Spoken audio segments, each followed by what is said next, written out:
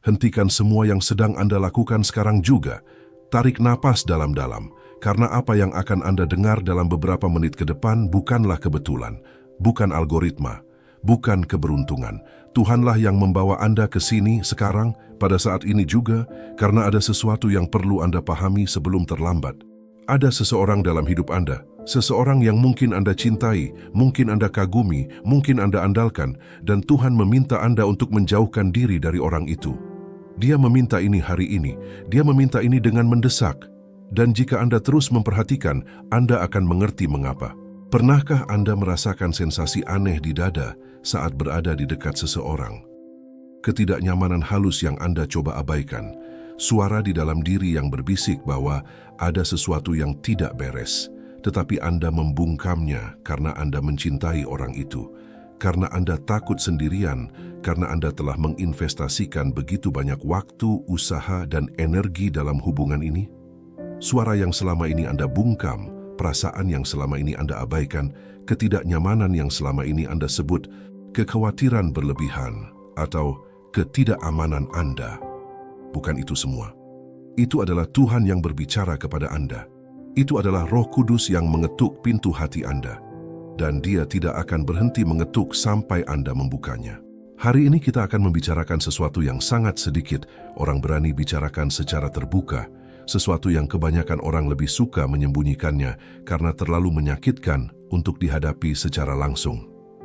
Ada orang-orang yang Tuhan tempatkan dalam hidup kita untuk sementara waktu, dan ada orang-orang yang musuh gunakan untuk menjebak kita, menjauhkan kita dari takdir kita, menjauhkan kita dari urapan kita, jauhkan kita dari berkat kita. Dan mengetahui cara membedakan antara kedua kategori ini benar-benar bisa menjadi keputusan terpenting yang akan Anda buat pada tahap hidup Anda saat ini. Kita tidak sedang berbicara tentang pengabaian. Kita tidak sedang berbicara tentang kekejaman. Kita tidak sedang berbicara tentang sekadar memutuskan hubungan dengan orang lain seolah-olah mereka tidak penting. Kita sedang berbicara tentang ketaatan. Kita sedang berbicara tentang kebijaksanaan rohani. Kita sedang berbicara tentang memiliki keberanian seperti yang dimiliki Abraham ketika Tuhan berkata, "Tinggalkan negerimu, kaummu, dan rumah ayahmu, lalu pergilah ke negeri yang akan kutunjukkan kepadamu." Tuhan meminta Abraham untuk meninggalkan apa yang familiar, apa yang nyaman, apa yang aman, untuk menuju ke negeri janji. Dan pertanyaan yang Tuhan ajukan kepada Anda hari ini adalah sama. Akankah Anda taat atau akankah Anda tetap tinggal? Sebelum kita melanjutkan, saya ingin Anda melakukan satu hal. Pikirkan sekarang juga, saat ini juga, tentang seseorang tertentu. Mungkin sebuah nama langsung terlintas di benak Anda begitu Anda mulai menonton video ini.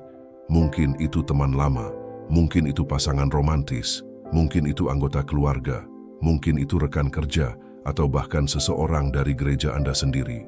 Ingatlah wajah itu, karena sangat mungkin pesan ini tepat tentang orang itu. Mari kita mulai dengan memahami sesuatu yang mendasar tentang sifat hubungan manusia dari perspektif spiritual. Setiap orang yang memasuki hidup Anda membawa frekuensi. Sama seperti musik memiliki frekuensi, sama seperti cahaya memiliki frekuensi, jiwa manusia juga bergetar pada frekuensi spiritual tertentu. Ketika dua jiwa berada pada frekuensi yang sama dengan Tuhan, ketika keduanya mencari kekudusan, ketika keduanya berjalan dalam ketaatan, ketika keduanya memiliki tujuan terbesar untuk memuliakan Tuhan, hubungan ini akan berbuah. Hubungan ini menghasilkan kedamaian. Hubungan ini menghasilkan pertumbuhan. Hubungan ini menghasilkan kehidupan. Namun ketika satu jiwa mencari Tuhan dan jiwa lain berjalan ke arah yang berlawanan, bahkan tanpa disadari, bahkan tanpa niat buruk, bahkan dengan semua kasih di dunia di dalam hatinya, yang terjadi adalah konflik frekuensi. Dan konflik ini memiliki harga. Harga ini dibayar dengan kedamaian Anda. Harga ini dibayar dengan kesehatan spiritual Anda. Harga ini dibayar dengan kemajuan Anda. Harga ini dibayar dengan pengurapan Anda. Harga ini dibayar dengan kemampuan Anda untuk mendengar suara Tuhan dengan jelas. Alkitab tidak ambigu mengenai hal ini. Rasul Paulus yang diilhami oleh Roh Kudus menulis kata-kata yang tampak keras, tetapi merupakan kata-kata kasih, kata-kata perlindungan ilahi. Janganlah kamu berpasangan dengan orang-orang yang tidak percaya. Sebab apakah hubungan kebenaran dengan kejahatan? Atau apakah persekutuan terang dengan gelap? Paulus tidak sedang berprasangka. Paulus tidak sedang sombong. Paulus sedang menjadi bapa rohani yang memahami harga tak terlihat dari hubungan tertentu. Ia tahu bahwa ketika terang bersekutu dengan gelap, bukan terang yang menerangi gelap, tetapi gelaplah yang mulai memadamkan terang. Coba pikirkan, berapa kali Anda memulai sebuah hubungan dengan niat untuk membantu seseorang, menjadi terang dalam hidup mereka, menuntun mereka kepada Tuhan, dan seiring waktu menyadari bahwa Anda telah berubah lebih banyak daripada mereka. Berapa kali Anda memulai sebuah hubungan dengan penuh iman, penuh sukacita, penuh api roh, dan setelah beberapa waktu menyadari bahwa api itu berkurang, bahwa sukacita itu padam, bahwa iman itu lemah. Ini bukan kebetulan. Hal ini memiliki nama dalam ranah spiritual. Itu disebut pengurasan urapan. Ada prinsip yang ditetapkan Tuhan sejak awal. Siapapun yang bergaul dengan orang bijak akan menjadi bijak, tetapi teman orang bodoh akan menjadi seperti mereka. Ini bukan ayat hiasan untuk diletakkan di bantal-bantal cantik. Ayat ini adalah peringatan rohani yang menyangkut hidup dan mati. Karena siapa yang Anda pilih untuk berada di sekitar Anda, siapa yang Anda izinkan untuk berbicara dalam hidup Anda, siapa yang Anda pilih sebagai orang kepercayaan Anda, teman seperjalanan Anda, akan membentuk siapa Anda nantinya, selalu, tanpa terkecuali. Sekarang saya perlu berbicara tentang tanda-tanda. Karena Tuhan, dalam belas kasih-Nya yang tak terbatas, tidak akan menyingkirkan seseorang dari hidup Anda tanpa terlebih dahulu memperingatkan Anda. Dia memperingatkan Anda melalui ketidaknyamanan rohani. Dia memperingatkan Anda melalui mimpi. Dia memperingatkan Anda melalui situasi yang mengungkapkan karakter orang tersebut. Dia memperingatkan Anda melalui jarak alami yang terjadi ketika Anda bertumbuh secara rohani dan orang lain tidak ingin bertumbuh. Dia memperingatkan Anda melalui firman. Dan hari ini, Dia memperingatkan Anda melalui video ini.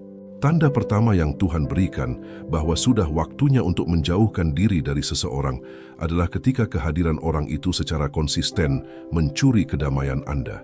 Kita tidak berbicara tentang perselisihan kecil yang merupakan bagian dari setiap hubungan yang sehat. Kita berbicara tentang sebuah pola. Kita berbicara tentang setiap kali Anda berada di dekat orang itu, baik secara fisik atau bahkan ketika Anda berbicara dengannya melalui telepon atau bahkan hanya memikirkan mereka, Anda merasakan penindasan, kecemasan, dan kurangnya kedamaian yang tidak dapat Anda jelaskan secara rasional.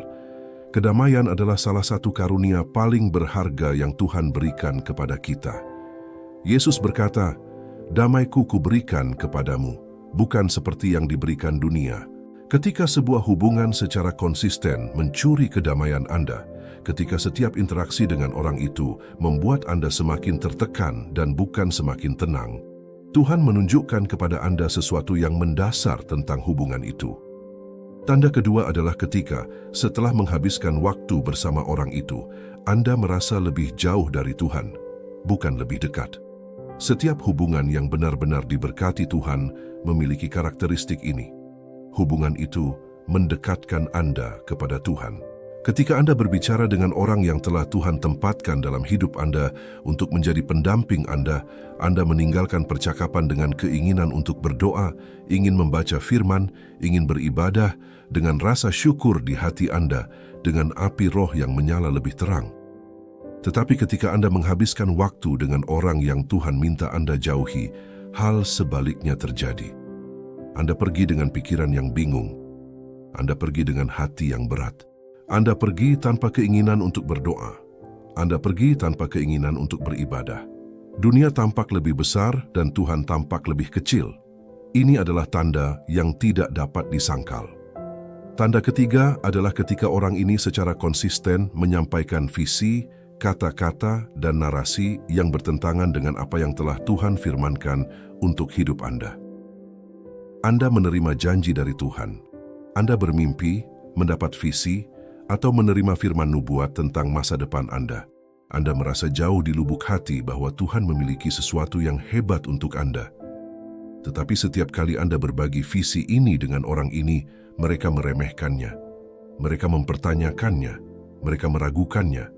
Mereka mengatakan bahwa Anda naif, bahwa itu tidak akan pernah terjadi, bahwa Anda harus lebih realistis. Terkadang mereka tidak mengatakannya dengan kata-kata kasar, terkadang mereka mengatakannya dengan senyum meremehkan, terkadang mereka mengatakannya dengan "Tidakkah menurutmu kamu berlebihan?" Terkadang mereka mengatakannya dengan diam saja ketika seharusnya mereka ikut berbahagia bersama Anda. Ada sebuah kisah Alkitab yang selalu membuat hati saya hancur setiap kali membacanya, karena saya mengenali pola ini dalam begitu banyak hal yang terjadi saat ini. Ketika Musa mengutus 12 mata-mata untuk memeriksa tanah perjanjian, 10 dari mereka kembali dengan laporan kekalahan. 10 dari mereka kembali dengan mengatakan, "Kita tidak dapat melawan bangsa ini karena mereka lebih kuat dari kita." 10 dari mereka kembali dengan narasi yang sepenuhnya bertentangan dengan apa yang telah dijanjikan Tuhan. Dan apa dampak laporan ini terhadap umat itu? Laporan itu menimbulkan tangisan, laporan itu menimbulkan keluhan, laporan itu menimbulkan pemberontakan, laporan itu menimbulkan 40 tahun lagi pengembaraan di padang gurun. Seluruh generasi kehilangan tanah perjanjian bukan karena musuh terlalu kuat, tetapi karena mereka membiarkan kata-kata yang salah, yang datang dari orang yang salah, membentuk realitas mereka. Apakah ada seseorang dalam hidup Anda yang menjadi mata-mata pemberi laporan negatif? Apakah ada seseorang yang setiap kali Anda ingin maju, setiap kali Anda ingin menaati Tuhan, setiap kali Anda ingin mengambil langkah selanjutnya dalam iman, muncul dengan laporan tentang raksasa? Orang ini mungkin bermaksud baik, orang ini mungkin sangat menyayangi Anda. Tetapi jika mereka secara konsisten mengatakan kebalikan dari apa yang telah Tuhan firmankan, mereka secara tidak sadar digunakan untuk menahan Anda di padang gurun. Tanda keempat adalah ketika hubungan tersebut menuntut Anda untuk mengkompromikan nilai-nilai Anda, integritas Anda, ketaatan Anda kepada Tuhan agar diterima, atau untuk menjaga kedamaian. Ketika Anda merasa perlu merendahkan diri secara spiritual, bahwa Anda perlu berpura-pura tidak berkomitmen kepada Tuhan seperti yang sebenarnya, bahwa Anda perlu menyembunyikan iman Anda, doa Anda, pengejaran kekudusan Anda, agar orang lain tidak merasa tidak nyaman atau menolak Anda, itu adalah tanda yang sangat signifikan. Karena hubungan yang mengharuskan Anda untuk menyembunyikan siapa diri Anda di hadapan Tuhan, bukanlah hubungan yang diberkati Tuhan untuk fase hidup Anda ini. Yusuf, putra Yakub, memiliki mimpi. Mimpi yang diberikan Tuhan kepadanya. Mimpi yang menunjuk pada takdir yang agung. Dan saudara-saudaranya sendiri membenci mimpi-mimpi itu. Mereka membencinya sampai-sampai ingin membunuhnya. Isu yang menarik perhatian saya di sini bukanlah sekadar kecemburuan saudara-saudaranya.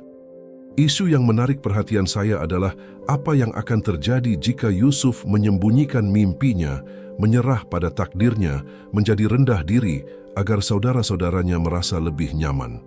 Mesir tidak akan pernah diselamatkan. Yakub dan keluarganya tidak akan pernah selamat dari kelaparan. Dan garis keturunan yang akan mengarah kepada Mesias akan terganggu. Terkadang, menjauhkan diri dari orang-orang yang tidak dapat mentolerir kedudukan rohani Anda bukanlah keegoisan, itu adalah ketaatan kepada tujuan Tuhan. Tanda kelima, dan ini mungkin yang paling menyakitkan untuk dikenali, adalah ketika Anda menyadari bahwa hubungan tersebut dibangun di atas fondasi kendali, manipulasi, atau ketergantungan emosional yang tidak sehat. Cinta sejati, cinta yang berasal dari Tuhan, cinta yang digambarkan Alkitab dalam 1 Korintus 13 adalah cinta yang membebaskan. Itu adalah cinta yang membangun. Itu adalah cinta yang menginginkan pertumbuhan orang lain. Cinta sejati tidak memenjarakan. Cinta sejati tidak memanipulasi. Cinta sejati tidak membuat Anda merasa tidak dapat bertahan hidup tanpa orang itu. Cinta sejati tidak membuat Anda merasa bersalah ketika Anda mencari Tuhan dengan cara yang mengancam ketergantungan yang ada di antara Anda berdua. Ketika sebuah hubungan dijalankan melalui rasa bersalah, ketika Anda terus-menerus merasa berhutang budi kepada orang itu, ketika Anda merasa perlu meminta izin untuk bertumbuh, berubah, menaati Tuhan, ketika Anda merasa bahwa setiap pertumbuhan spiritual yang Anda raih akan mengorbankan hubungan tersebut, itu bukanlah cinta. Itu adalah penjara dengan hiasan emosional. Dan Tuhan tidak membangun penjara untuk jiwa-jiwa pilihannya. Dia datang untuk membebaskan para tawanan. Dia datang untuk menyatakan kebebasan kepada para tahanan. Dan terkadang penjara itu tidak memiliki jeruji besi. Terkadang penjara itu adalah sebuah hubungan. Sekarang saya perlu membicarakan sesuatu yang akan menyakiti banyak orang, karena ini adalah kebenaran yang dihindari oleh religiusitas modern dengan segala cara. Tidak setiap orang yang spiritual, tidak setiap orang yang menghadiri gereja yang sama dengan Anda, tidak setiap orang yang menggunakan bahasa Alkitab, yang berdoa sebelum makan, yang memposting ayat-ayat di media sosial, adalah orang yang Tuhan inginkan untuk Anda dekati. Iblis tidak datang dengan tanduk dan ekor. Iblis datang dengan keakraban. Iblis datang dengan bahasa religius. Iblis datang dengan penampilan kesalehan. Paulus sangat jelas mengenai hal ini ketika ia menulis tentang masa-masa berbahaya di akhir zaman. Ia mengatakan bahwa akan ada orang-orang yang tampak saleh tetapi menyangkal kuasanya. Orang-orang yang tahu kata-kata yang tepat tetapi kurang transformasi yang nyata. Orang-orang yang sering mengunjungi tempat-tempat suci tetapi memiliki tujuan yang tercemar. Dan ia memberikan nasihat yang sederhana dan langsung. Jauhi mereka. Ini bukan kekejaman. Ini adalah kebijaksanaan. Ini adalah ketaatan. Ini adalah perlindungan rohani. Saya perlu bercerita tentang seorang wanita. Saya akan memanggilnya Marta. Itu bukan nama aslinya, tetapi ceritanya benar. Marta adalah seorang yang taat beragama, menghadiri gereja selama lebih dari 15 tahun, memimpin kelompok wanita di jemaatnya, berdoa setiap hari, dan membaca Alkitab secara teratur. Dari luar, semuanya tampak baik-baik saja. Tetapi ada seorang teman dalam hidup Marta, seorang teman masa kecil yang sangat dicintainya, orang yang dengannya ia berbagi segalanya. Masalahnya sangat halus. Setiap kali Marta menerima berkat, temannya selalu menemukan cara untuk meremehkannya. Setiap kali Marta mengalami kemajuan dalam perjalanan spiritualnya, temannya akan mengarang cerita tentang mengapa berkat itu tidak sebesar yang terlihat, atau mengapa perubahan yang dialami Marta dilebih-lebihkan. Setiap kali Marta merasakan api Roh Kudus, temannya akan meredamnya dengan skeptisisme yang disamarkan sebagai kepedulian. Marta tidak menyadarinya karena dia terlalu menyayangi temannya itu sehingga tidak dapat melihat polanya dengan jelas. Kemudian Tuhan mulai berbicara. Pertama-tama melalui mimpi yang tidak diperhatikan Marta. Kemudian melalui khotbah yang tampaknya ditulis khusus untuknya, yang secara kebetulan didengarnya 3 kali dalam konteks yang berbeda di minggu yang sama. Kemudian melalui ketidaknyamanan fisik, tekanan yang begitu berat yang dirasakannya di dadanya setiap kali ia mengunjungi temannya. Dan akhirnya Tuhan berbicara dengan kejelasan yang tidak dapat diabaikannya selama masa puasa dan doa, ketika dia menunjukkan kepadanya takdir yang telah dia persiapkan dan juga menunjukkan kepadanya bahwa temannya tanpa disadari adalah jangkar spiritual yang mencegahnya mencapai takdir itu. Marta menangis selama berminggu-minggu. Dia menyayangi temannya. Dia tidak ingin kehilangan hubungan itu, tetapi dia memilih untuk taat. Dia tidak melakukannya dengan kejam. Dia tidak melawan. Dia hanya menciptakan jarak, mengurangi keintiman, berhenti berbagi hal-hal sakral, berhenti mencari pengesahan orang itu atas keputusan spiritualnya. Dan apa yang terjadi selanjutnya adalah limpahan berkat yang tak tertahankan. Panggilan yang telah ditundanya selama bertahun-tahun akhirnya terwujud. Uraian yang selama ini tertahan mulai mengalir. Pernikahan yang telah didoakannya pun terwujud. Itu bukanlah kebetulan, itu adalah ketaatan yang membuka apa yang telah Tuhan siapkan untuknya. Saya tahu Anda mungkin berpikir, tapi bagaimana jika saya salah? Bagaimana jika saya menjauhkan diri dari seseorang yang tidak diminta Tuhan untuk saya jauhi? Itu pertanyaan yang sah, dan saya ingin menjawabnya dengan jujur. Pertama, ketika Tuhan meminta perpisahan, ketika itu benar-benar Roh Kudus yang berbicara, ada kedamaian yang menyertai keputusan itu, bahkan ketika itu menyakitkan. Itu bukan kedamaian ketidakpedulian, tetapi kedamaian keyakinan, kepastian yang melampaui emosi.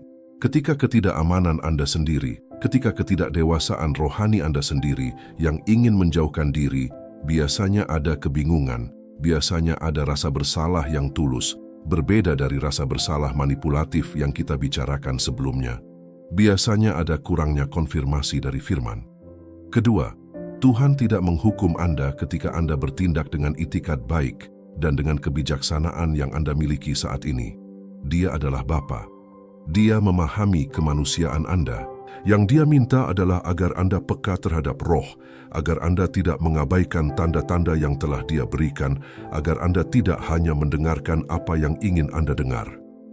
Jika Anda benar-benar ragu, berpuasalah, berdoalah, bacalah firman tanpa agenda. Carilah hikmat dari seorang pembimbing rohani yang dewasa. Tuhan berjanji bahwa jika ada di antara Anda yang kekurangan hikmat, mintalah kepada Tuhan yang memberi dengan murah hati kepada semua orang tanpa mencela. Dia akan menjawab. Dia selalu menjawab. Sekarang saya perlu membahas salah satu bagian tersulit dari percakapan ini, yaitu keterasingan dari anggota keluarga. Karena ketika Tuhan meminta Anda untuk menjauhkan diri dari seorang teman, itu menyakitkan, tetapi ketika Dia meminta Anda untuk menciptakan jarak dari anggota keluarga, ayah, ibu, saudara laki-laki, anak laki-laki, rasa sakitnya memiliki dimensi yang berbeda. Rasa bersalahnya memiliki dimensi yang berbeda.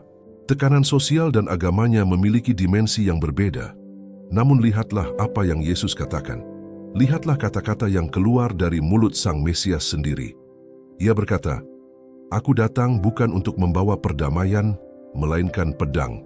Sebab aku datang untuk memisahkan seorang laki-laki dari ayahnya, seorang perempuan dari ibunya, dan seorang menantu perempuan dari ibu mertuanya." Inilah kata-kata Yesus. Kata-kata yang banyak orang dalam agama modern tidak pernah ucapkan dengan lantang karena terasa tidak nyaman.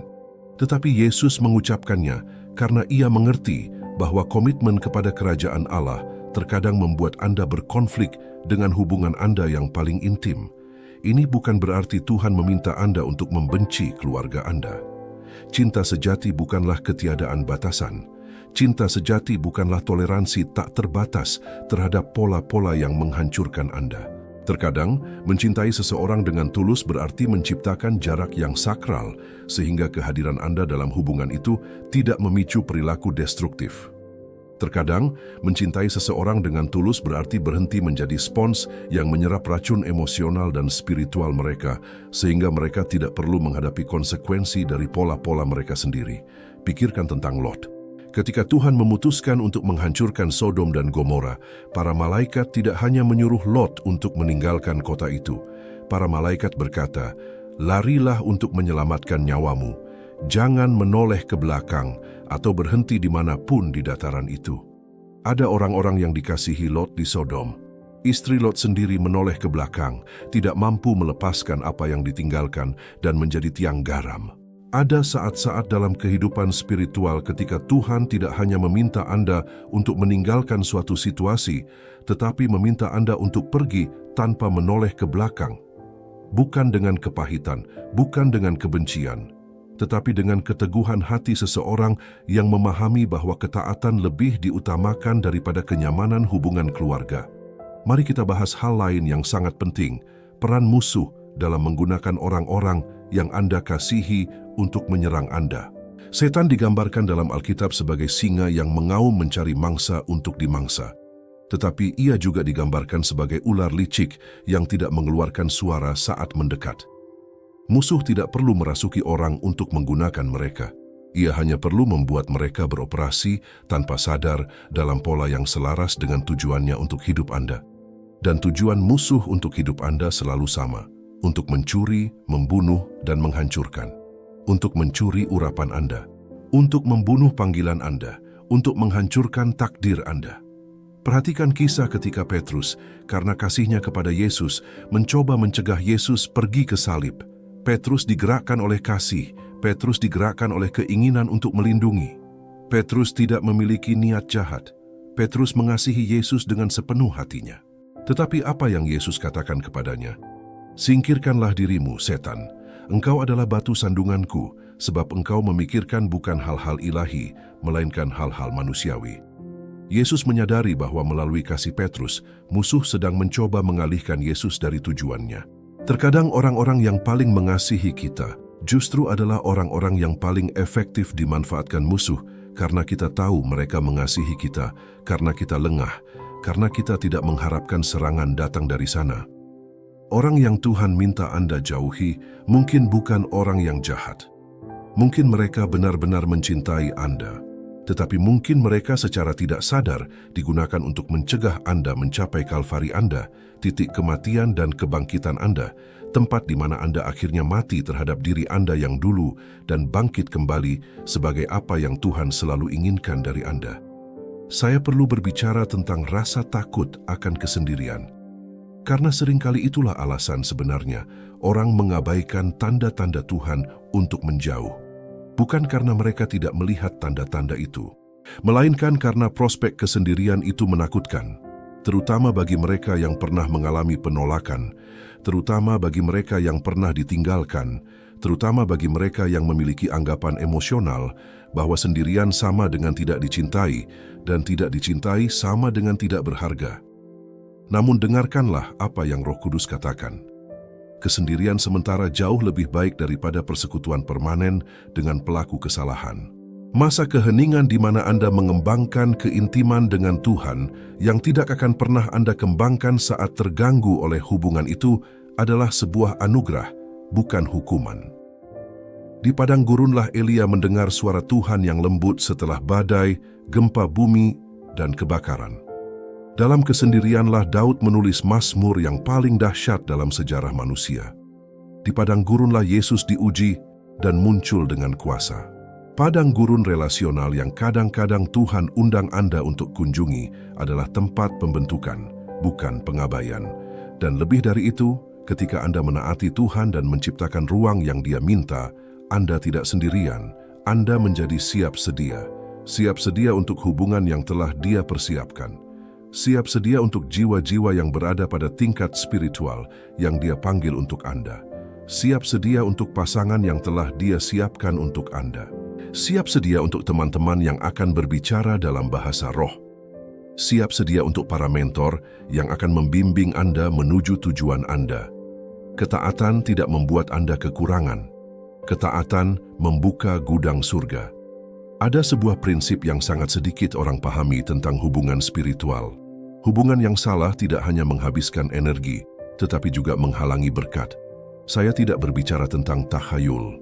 Saya berbicara tentang prinsip Alkitabiah yang berulang dari Kejadian hingga Wahyu.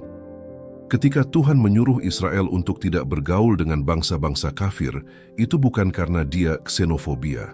Itu karena Dia tahu bahwa hubungan yang salah selalu mengarah pada penyembahan berhala spiritual.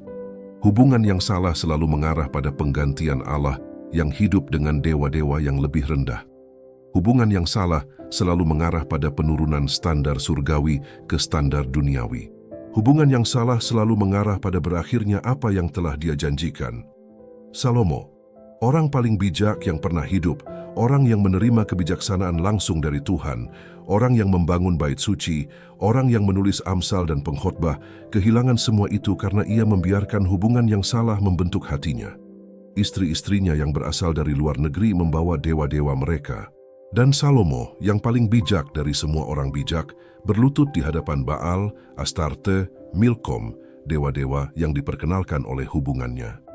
Jika hubungan yang salah mampu merusak kebijaksanaan Salomo, apa yang membuat Anda berpikir Anda kebal? Sekarang saya perlu berbicara kepada Anda tentang perbedaan antara berpisah dengan anggun dan berpisah dengan kehancuran. Karena Tuhan tidak meminta Anda untuk bersikap kejam. Tuhan tidak meminta Anda untuk mempermalukan. Tuhan tidak meminta Anda untuk mengekspos atau menghancurkan reputasi orang yang dipisahkan. Perpisahan yang Tuhan minta dilakukan dengan kasih, dengan martabat, dengan doa. Itu dilakukan dengan menyadari bahwa orang yang dipisahkan juga dikasihi oleh Tuhan, juga memiliki kisah, juga memiliki perjalanan. Anda tidak lebih unggul dari mereka. Anda hanya berada di titik yang berbeda dalam perjalanan mereka. Perpisahan yang baik berarti Anda berhenti mencari hal-hal dari orang tersebut yang tidak dapat mereka berikan kepada Anda. Anda berhenti menaruh harapan pada mereka yang hanya dapat dipenuhi oleh Tuhan. Anda berhenti mencari pengakuan, arahan, penyembuhan, atau identitas dari mereka. Itu berarti bahwa ketika Anda mengurangi tingkat keintiman, Anda melakukannya dengan lembut, bukan dengan sikap dingin yang tiba-tiba. Jika memungkinkan, dengan percakapan yang jujur. Jika tidak memungkinkan, dengan pengurangan bertahap dan penuh kasih, selalu dengan doa, selalu memohon kepada Tuhan untuk menjaga orang yang sedang berpisah, agar tidak meninggalkan mereka tanpa daya, untuk membimbing langkah mereka bahkan jika Anda tidak lagi berada di sisi mereka. Banyak orang bertanya-tanya, apa yang harus dilakukan dengan kasih yang masih Anda rasakan untuk orang yang Tuhan minta Anda pisahkan? Ini adalah pertanyaan yang jujur dan pantas mendapatkan jawaban yang jujur. Anda tidak perlu berhenti mencintai untuk dapat taat. Abraham mencintai Ismail. Abraham menangis ketika Tuhan memintanya untuk memisahkan Ismail dengan Hagar. Alkitab mengatakan bahwa hal ini tampak sangat jahat di mata Abraham karena anaknya. Dia tidak ingin melakukannya. Dia sangat mencintai, tetapi dia taat. Dan apa yang Tuhan lakukan? Dia berkata, "Janganlah engkau bersedih karena anak itu dan hamba perempuanmu. Dengarkanlah apapun yang dikatakan Sarah kepadamu, karena melalui Ishaklah keturunanmu akan dihitung. Aku akan menjadikan anak hamba perempuan itu menjadi suatu bangsa juga, karena dialah keturunanmu." Tuhan mengurus Ismail. Tuhan tidak pernah meninggalkan mereka yang telah dipisahkan karena ketaatan orang lain. Dia memiliki rencana untuk keduanya. Sekarang mari kita bahas sesuatu yang pasti akan muncul ketika Anda mulai berjalan dalam ketaatan di bidang ini. Reaksi orang-orang di sekitar Anda. Ketika Anda mulai menjauhkan diri dari seseorang melalui ketaatan rohani, bersiaplah. Bersiaplah untuk disebut sombong. Bersiaplah untuk disebut egois. Bersiaplah untuk dituduh telah berubah menjadi lebih buruk. Bersiaplah untuk orang-orang yang tidak mengerti apa yang Tuhan lakukan dalam diri Anda untuk mencoba meyakinkan Anda bahwa Anda salah. Yesus mengalami hal ini. Paulus mengalami hal ini. Semua tokoh besar iman dalam Alkitab mengalami hal ini. Ketika Anda mulai taat pada tingkat yang belum dicapai oleh orang-orang di sekitar Anda secara otomatis menjadi ancaman bagi sistem mereka. Karena ketaatan Anda adalah cermin yang mencerminkan ketidaktaatan mereka. Dan tidak ada yang menyukai cermin jika gambarnya tidak menyenangkan. Jangan heran jika orang yang Tuhan minta Anda jauhi atau orang-orang terdekatnya berusaha dengan segala cara untuk membawa Anda kembali ke kebiasaan lama. Jangan heran dengan serangan terhadap reputasi Anda. Jangan heran dengan upaya untuk menyalahkan Anda. Jangan heran dengan manipulasi emosional untuk membuat Anda merasa bersalah. Bersiaplah menghadapi ini bukan sebagai paranoia, tetapi seperti yang digambarkan oleh Rasul Paulus ketika ia berkata, "Kenakanlah seluruh perlengkapan senjata Allah supaya kamu dapat berdiri teguh melawan tipu daya iblis." Anda akan membutuhkan perlengkapan senjata itu. Dan Anda akan membutuhkan perisai iman untuk memadamkan semua panah api si jahat. Beberapa panah ini akan datang terbungkus dalam kata-kata orang-orang yang mengasihi Anda. Saya ingin bercerita tentang Nehemia. Nehemia memiliki panggilan untuk membangun kembali tembok Yerusalem. Panggilan yang jelas, panggilan ilahi, panggilan yang menjadi tujuan fase hidupnya saat itu. Kemudian Sanbalat, Tobia, dan Gesem muncul. Mereka bukanlah orang asing, mereka adalah orang-orang berpengaruh, orang-orang yang memiliki koneksi, orang-orang yang sekilas tampak seperti sekutu. Tetapi setiap kali Nehemia mencoba memajukan pekerjaan Tuhan, mereka muncul dengan ejekan, dengan ancaman, dengan undangan ke pertemuan yang satu-satunya. Tujuannya adalah untuk mengalihkan perhatian Nehemia dari tujuannya. Ada suatu waktu ketika mereka mengirim pesan, "Mari kita berkumpul di desa-desa di dataran Ono." Tampaknya itu undangan yang masuk akal. Tetapi Nehemia memahami apa yang ada di balik undangan itu. Itu adalah jebakan untuk mengalihkan perhatiannya dari pekerjaannya. Dan tanggapan Nehemia adalah salah satu yang paling kuat dalam seluruh kitab suci. Ia menjawab, "Aku sedang mengerjakan pekerjaan besar dan tidak dapat turun. Mengapa pekerjaan itu harus berhenti sementara aku meninggalkannya dan pergi menemui kalian?" 4 kali mereka mengirim undangan. 4 kali Nehemia menolak, karena ia mengerti bahwa pekerjaan Allah tidak dapat terganggu oleh pertemuan dengan orang yang salah di tempat yang salah. Apakah ada seseorang dalam hidup Anda yang mengundang Anda ke Ono, ke tempat yang mengalihkan perhatian, ke pertemuan yang tampaknya tidak berbahaya, tetapi bertujuan untuk mengalihkan perhatian Anda dari pekerjaan besar yang telah Allah panggil Anda untuk lakukan? Dan tembok itu dibangun. Dalam 52 hari, tembok itu selesai dibangun. Karena Nehemia tidak pergi menemui Ono. Karena Nehemia tetap fokus. Karena Nehemia membedakan siapa yang berada di pihaknya dan siapa yang tidak, dan bertindak sesuai dengan pembedaan itu. Apa yang akan Anda bangun untuk Tuhan ketika Anda berhenti menemui Ono? Mari kita selami lebih dalam lagi. Saya ingin berbicara tentang orang-orang yang telah bersama Anda sampai titik tertentu, tetapi yang tidak diinginkan Tuhan untuk terus bersama Anda ke tingkat selanjutnya. Ini adalah salah satu aspek paling menyakitkan dari pertumbuhan spiritual, karena Anda tidak pergi karena ada pengkhianatan. Anda tidak pergi karena orang itu melakukan sesuatu yang salah. Anda tidak pergi karena mereka jahat. Anda pergi hanya karena mereka ditakdirkan untuk menemani Anda sampai titik tertentu di jalan. Dan untuk perjalanan selanjutnya, Anda perlu menempuh jalan yang berbeda. Ketika Elia diangkat ke surga, ia mengikuti jalan tertentu. Dan di setiap titik di sepanjang jalan, Elia berkata kepada Elisa, "Tinggallah di sini, kumohon, karena Tuhan telah mengutusku ke Betel." Tetapi Elisa tidak tinggal. Elisa bersikeras untuk maju bersama Elia. Pada akhirnya ketika jubah itu jatuh, Elisa menerimanya. Tetapi bayangkan jika murid yang diundang Elia untuk tinggal di belakang di setiap langkah bersikeras, berpegang teguh, berkata, "Aku tidak akan membiarkanmu pergi tanpa aku." Ia akan mengganggu proses tersebut.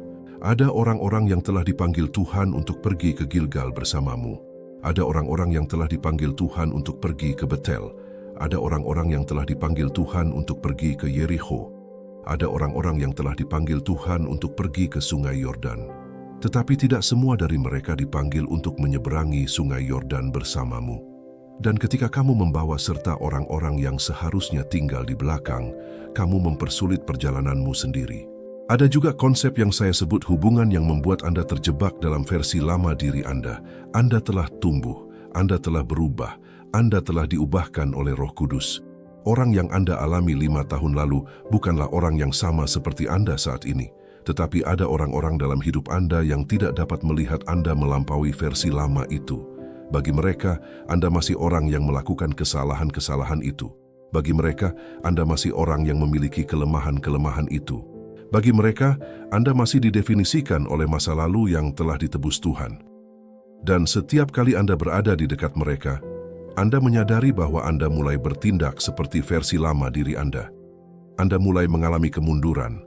Anda mulai berbicara, berpikir, dan bereaksi seperti diri Anda yang telah Anda atasi. Yesus mengalami hal ini di Nazaret. Ketika ia kembali ke kampung halamannya dan mulai mengajar dengan penuh kuasa, orang-orang berkata, "Dari manakah orang ini memperoleh semua ini, dan hikmat apakah yang diberikan kepadanya? Bukankah ia ini tukang kayu, anak Maria?" Mereka tidak dapat melihat melampaui apa yang mereka ketahui. Dan Alkitab mencatat bahwa Yesus tidak dapat melakukan banyak mukjizat di sana karena ketidakpercayaan mereka. Ketidakpercayaan orang-orang di sekitar Anda memiliki kekuatan. Persepsi mereka tentang Anda memiliki kekuatan. Ketika lingkungan relasional memaksa Anda kembali ke versi lama diri Anda, mukjizat tidak akan terjadi. Ada ikatan spiritual yang perlu dibahas, yang disebut ikatan jiwa. Ketika Anda memiliki hubungan yang mendalam dengan orang lain, terutama hubungan yang melibatkan keintiman emosional, spiritual, atau fisik, ikatan terbentuk yang melampaui dimensi yang terlihat. Ikatan ini perlu diputus dalam doa ketika Tuhan meminta pemisahan, karena jika tidak, meskipun Anda secara fisik menjauhkan diri, secara spiritual masih ada hubungan yang menguras, menarik, dan menciptakan pengaruh. Doa untuk memutuskan hubungan bukanlah sihir. Itu hanyalah pengakuan di hadapan Tuhan bahwa Anda menyerahkan hubungan itu ke tangannya, bahwa Anda melepaskan pengaruh spiritual apapun yang mungkin dimiliki orang itu atas Anda, bahwa Anda meminta perlindungan darah Yesus atas setiap area kehidupan Anda yang telah terpapar pengaruh itu, dan bahwa Anda melepaskan orang tersebut sehingga Tuhan dapat menanganinya dengan caranya, pada waktunya, dan dengan caranya. Doa ini harus dipanjatkan dengan niat, dengan iman, dengan keyakinan bahwa ketika Anda meminta kepada Bapa dalam nama Yesus, Dia mendengar dan bertindak. Ada satu elemen yang tidak bisa kita abaikan dalam percakapan ini, yaitu peran pertobatan. Terkadang alasan Anda berada dalam hubungan yang salah berakar pada hati Anda sendiri. Terkadang ada ketidaktaatan sebelumnya yang membuka pintu bagi hubungan itu. Terkadang ada pencarian kenyamanan manusiawi pada saat Anda seharusnya hanya mencari Tuhan. Terkadang ada penolakan untuk menunggu apa yang telah Tuhan janjikan, dan Anda mencari Ismail padahal seharusnya menunggu Ishak. Pemisahan yang Tuhan minta bukan hanya dari orang lain, itu juga pemisahan dari kecenderungan Anda sendiri yang membawa Anda ke situasi itu. Inilah saatnya untuk menghadap Bapa dengan transparan, bukan untuk menghukum diri sendiri, karena itu sekarang tidak ada penghukuman bagi mereka yang berada di dalam Kristus Yesus, tetapi untuk mengakui, menerima pengampunan, menerima hikmat, memahami bagaimana Anda sampai pada keadaan Anda sekarang agar tidak mengulangi pola yang sama. Karena ketaatan untuk menjauhkan diri tanpa introspeksi diri tidak menyelesaikan masalah dari akarnya.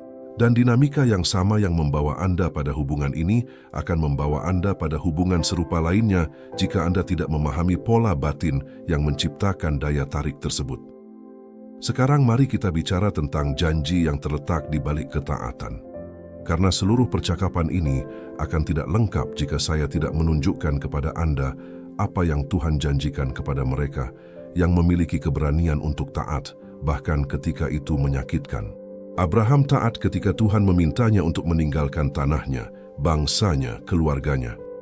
Dan apa yang Tuhan janjikan? Aku akan menjadikanmu bangsa yang besar, dan aku akan memberkatimu. Aku akan membuat namamu besar, dan engkau akan menjadi berkat. Ketaatan Abraham tidak hanya membuka jalan bagi berkat-berkat Abraham. Itu membuka jalan bagi berkat-berkat seluruh umat manusia. Setiap kali manusia dipanggil untuk taat dalam suatu kepergian, dimensi berkat yang terletak di baliknya melampaui apa yang dapat Anda bayangkan. Ruth adalah contoh lain yang sangat menyentuh hati saya.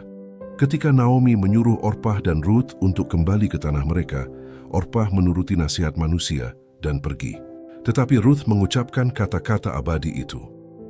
Janganlah mendesakku untuk meninggalkanmu atau untuk kembali darimu, karena kemana engkau pergi, aku akan pergi, dan di mana engkau tinggal, aku akan tinggal. Bangsamu akan menjadi bangsaku, dan Allahmu akan menjadi Allahku. Ruth memilih untuk menjauhkan diri dari bangsanya sendiri, dewa-dewanya sendiri, keluarga kandungnya, untuk berpegang teguh pada apa yang berasal dari Allah. Dan apa yang terjadi pada Ruth? Boas, kelimpahan, penebusan. Dia memasuki garis keturunan Mesias. Dia menjadi nenek buyut Daud, raja yang sesuai dengan hati Allah. Kamu tidak tahu siapa yang menunggumu di sisi lain ketaatanmu. Kamu tidak tahu Boas mana yang telah Tuhan persiapkan, sementara kamu sibuk berpegang teguh pada hubungan yang salah. Kamu tidak tahu pelayanan apa, panggilan apa, berkat apa yang menanti versi dirimu yang taat. Sekarang saya ingin berbicara tentang proses setelah perpisahan, karena perpisahan bukanlah akhir dari cerita. Ini adalah awal dari sebuah proses. Dan proses ini memiliki tahapan yang perlu Anda ketahui agar Anda tidak menyerah di tengah jalan. Tahap pertama adalah duka cita. Ya, duka cita. Boleh merasakan sakit kehilangan, boleh menangis, boleh merasakan kekosongan yang ditinggalkan oleh kepergian mereka. Duka cita bukanlah tanda kelemahan. Duka cita bukanlah tanda bahwa Anda salah. Duka cita adalah proses sakral di mana hati manusia memproses kehilangan. Bahkan Yesus menangis di depan makam Lazarus, meskipun tahu bahwa Ia akan membangkitkannya. Ia menangis karena duka cita adalah sifat manusiawi, jujur, dan perlu. Izinkan diri Anda untuk merasakan. Langkah kedua adalah mengisi kekosongan. Ruang yang tercipta akibat perpisahan tidak boleh dibiarkan kosong. Alam membenci kekosongan, dan kekosongan spiritual justru menarik.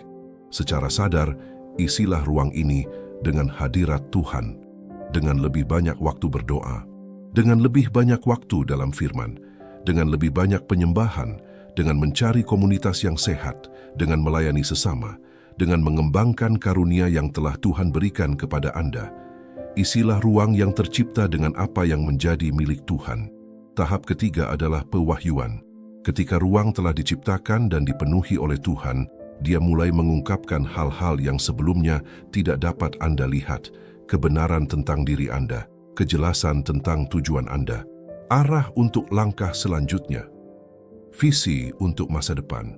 Banyak mimpi terbesar yang diterima umat Tuhan datang pada tahap ketiga ini, ketika kebisingan hubungan berhenti dan suara Tuhan dapat didengar dengan jelas.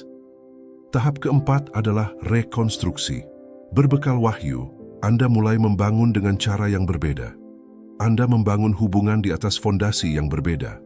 Anda membuat pilihan berdasarkan kriteria yang berbeda. Anda membangun masa depan Anda berdasarkan apa yang telah Tuhan tunjukkan kepada Anda, bukan berdasarkan kebiasaan, ketakutan, atau keakraban. Dan rekonstruksi ini kokoh karena didahului oleh ketaatan, ratapan yang jujur, pemenuhan, dan wahyu. Ada satu hal terakhir yang perlu saya sampaikan sebelum saya mengakhiri, dan mungkin ini yang terpenting dari semuanya. Jika Anda menonton video ini dan Anda belum memiliki hubungan pribadi dengan Yesus Kristus, semua yang telah saya katakan di sini tentang pemahaman spiritual, tentang mendengar suara Tuhan, tentang dibimbing oleh Roh Kudus, tidak sepenuhnya dapat Anda pahami tanpa fondasi tersebut. Karena tanpa Kristus, tidak ada Roh Kudus yang berdiam di dalam diri Anda untuk membimbing Anda. Tanpa Kristus, Anda mencoba memahami hal-hal spiritual hanya dengan kemampuan manusia. Yesus adalah dasar dari segalanya. Dialah satu-satunya yang benar-benar dapat membebaskanmu dari hubungan yang memenjarakanmu. Dialah satu-satunya yang dapat menyembuhkan luka yang membuatmu bergantung pada hubungan yang salah sejak awal. Dialah satu-satunya yang dapat mengisi kekosongan yang ditimbulkan oleh kesepian dengan cara yang tidak dapat dilakukan oleh hubungan manusia manapun. Jika kamu belum mengenalnya secara pribadi, ini adalah langkah pertama. Serahkan hidupmu kepadanya. Akui bahwa kamu membutuhkannya. Mintalah Dia untuk membimbingmu, mengubahmu, menyembuhkanmu, dan menempatkanmu tepat di tempat yang telah Dia rencanakan sejak sebelum dunia diciptakan. Bagi mereka yang sudah mengenal Kristus, waktunya telah tiba untuk taat. Waktunya telah tiba untuk berhenti menunda apa yang telah Roh Kudus sampaikan kepada hatimu. Waktunya telah tiba untuk memiliki keberanian yang kamu tahu diperlukan, tetapi yang telah kamu tunda karena takut, cinta, kenyamanan, atau ketergantungan. Tuhan tidak meminta kamu untuk dengan kejam meninggalkan seseorang. Dia meminta kamu untuk memilih Dia, untuk memilih takdirmu, untuk memilih pengurapanmu di atas kenyamanan hubungan yang Dia tahu tidak diciptakan untuk fase panggilanmu ini. Orang yang wajahnya terlintas di benakmu saat ini, orang yang namanya langsung terlintas di pikiranmu begitu kamu mulai menonton video ini, perhatikan apa yang kamu rasakan saat ini. Apakah kamu merasakan kedamaian saat memikirkan tentang menciptakan jarak? Apakah kamu merasakan kelegaan yang halus meskipun bercampur dengan rasa sakit? Apakah kamu merasakan keyakinan yang lembut namun teguh yang tidak lantang tetapi tak terbantahkan? Jika demikian, kamu sudah tahu apa yang Tuhan minta darimu. Kamu sudah tahu sebelum mulai menonton video ini. Kamu hanya perlu keberanian untuk mengakuinya. Tuhan menyertai Anda dalam keputusan ini. Dia tidak meminta Anda melakukannya sendirian. Dia akan berjalan bersama Anda melalui setiap langkah yang menyakitkan dalam proses ini. Dia akan menghibur di saat Anda terluka. Dia akan menerangi di saat yang gelap. Dia akan menguatkan Anda di saat Anda lemah. Dia akan membuka pintu di saat semuanya tampak tertutup. Dia akan mendatangkan orang yang tepat pada waktu yang tepat. Dia akan memenuhi semua yang telah Dia janjikan. Tetapi agar Dia melakukan semua ini, Anda perlu mengambil langkah pertama. Anda perlu taat. Jiwa-jiwa pilihan diidentifikasi bukan hanya oleh karunia yang diberikan Tuhan kepada mereka, tetapi juga oleh ketaatan yang mereka tunjukkan ketika hal itu menuntut pengorbanan. Siapapun akan taat ketika mudah, siapapun akan mengikuti ketika jalannya nyaman. Tetapi ketaatan yang menempatkan Anda pada posisi untuk hal-hal supernatural, ketaatan yang melayakkan Anda untuk janji itu, ketaatan yang mengubah generasi, adalah ketaatan yang dilakukan ketika itu menyakitkan, ketika itu bertentangan dengan logika manusia, Ketika keinginan daging menyuruh Anda untuk tetap tinggal tetapi roh tahu bahwa sudah waktunya untuk pergi. Anda diciptakan untuk sesuatu yang lebih dari yang Anda alami sekarang. Anda diciptakan untuk kehidupan yang berkelimpahan secara rohani, kedamaian yang melampaui pemahaman, sukacita yang tidak dapat diberikan atau diambil oleh dunia, tujuan yang membuat Anda bangun di pagi hari dengan perasaan bahwa apa yang Anda lakukan penting untuk kekekalan. Semua ini tersedia bagi Anda. Semua ini telah ditebus oleh darah Yesus di kayu salib. Tetapi jalan menuju kehidupan ini dimulai dengan ketaatan, bahkan ketika itu menyakitkan. Bahkan ketika Anda tidak sepenuhnya mengerti, bahkan ketika itu bertentangan dengan semua yang dunia perintahkan kepada Anda. Tuhan mengasihimu lebih dari yang dapat kau pahami. Tuhan yang menciptakan langit dan bumi, Tuhan yang menghitung setiap helai rambut di kepalamu, Tuhan yang mengenalmu sebelum Dia membentukmu dalam rahim, Tuhan yang mencatat setiap harimu dalam kitab-Nya.